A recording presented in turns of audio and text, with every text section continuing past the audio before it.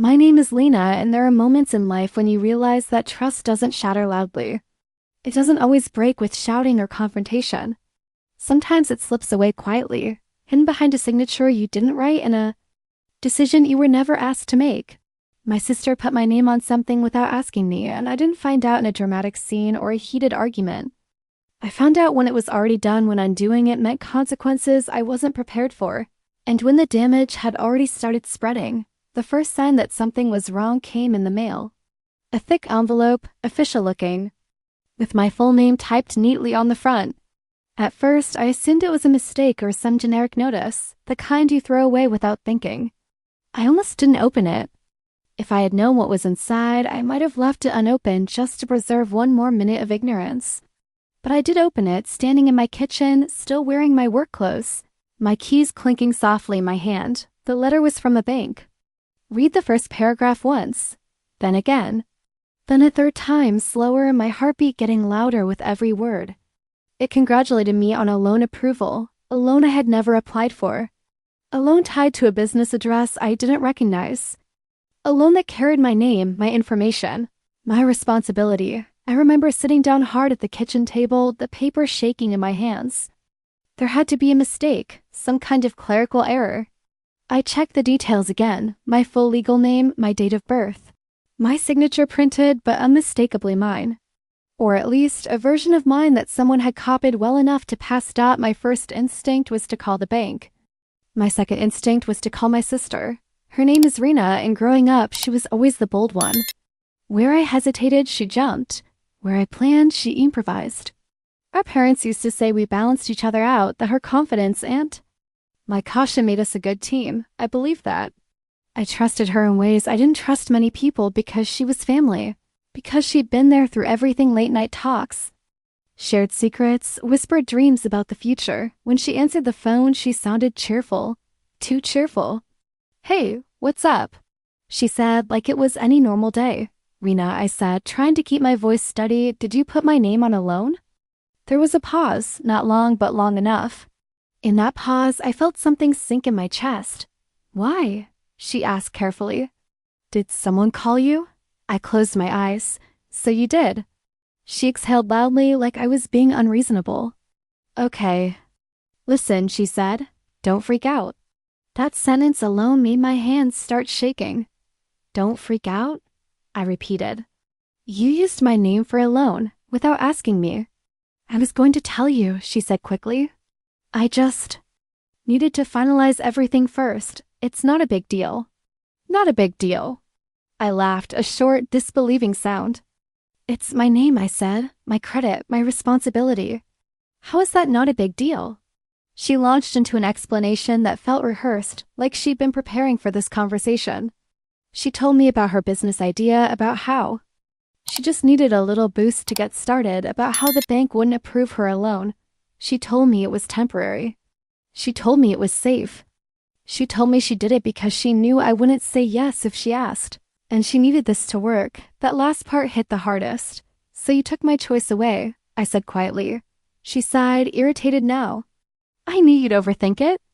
I knew you'd say no out of fear. I did what I had to do." I felt sick.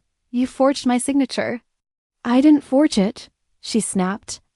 "I had the documents from when we co-signed for the apartment years ago. It was basically the same. Basically the same." As if basically could erase the legal reality of what she'd done. I hung up without saying goodbye and called the bank. The woman on the line was polite but firm. Yes, the loan was active. Yes, my name was legally attached. No, it couldn't simply be removed. If payments were missed, my credit would be affected. If the business failed, I would still be responsible. By the time I ended the call, my chest felt tight and my mouth dry. I wasn't just angry. I was afraid. Afraid of what this meant for my future, for my finances, for my ability to trust the people closest to me. That night, I couldn't sleep. I replayed every interaction with my sister from the past few months, searching for signs I'd missed. The sudden secrecy, the vague answers, the way she brushed off questions about money. I realized she hadn't just put my name on paper. She had put my life on the line, assuming I would understand later, assuming family loyalty meant automatic forgiveness. The next day, I went to her apartment. I didn't call first. I needed to see her face when she looked at me, needed to know if there was any remorse behind her confidence. She opened the door and immediately frowned. "You didn't have to come all the way here," she said. "I did," I replied. "We need to talk." Inside, her place was cluttered with folders, receipts, and boxes labeled with her business name. It looked less like a dream in progress and more like chaos. That scared me more than anything else. "You have no idea what you've done," I said. "If this goes wrong, it's not just your problem. It's mine." She crossed her arms. "You're acting like I did this to hurt you." "Intent doesn't erase impact," I said. "You didn't ask me. You decided for me."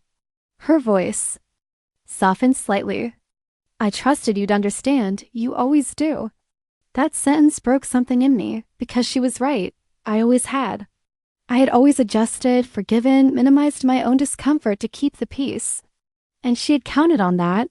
"I'm fixing this," I said. "You're refinancing. You're removing my name. However long it takes." She looked away.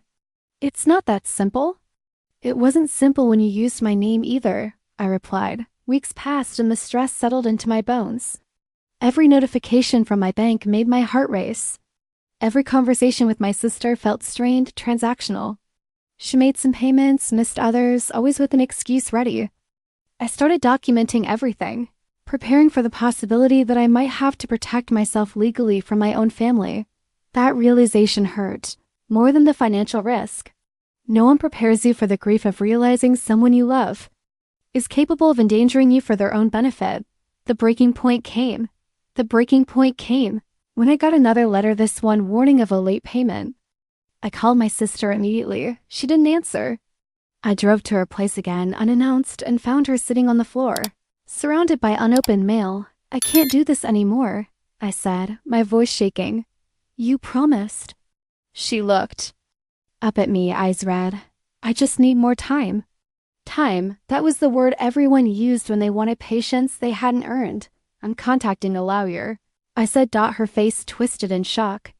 "You wouldn't." "I will," I said. "Because you didn't give me a choice then, and I'm taking one now." That was the moment she finally understood the seriousness of what she'd done. Not because she suddenly felt guilty, but because the consequences were no longer abstract. They were real. They were happening. Eventually, with pressure, paperwork, and a lot of damage already done, my name was removed. My credit took a hit anyway, trust took a bigger one. My relationship with my sister never returned to what it was before, and maybe that's the hardest truth of all. People like to say family is everything, but family without respect is just proximity. Love without consent is just control. My sister put my name on something without asking me, believing that blood would protect her from accountability. I found out when it was too late to prevent it, but not too late to learn. Now I read every document. I ask questions. I say no, without apologizing. And I understand that trust isn't proven by how much you're willing to sacrifice. It's proven by how much someone is willing to protect you from harm. Because sometimes the most important thing you can reclaim after betrayal isn't your credit score. It's your voice.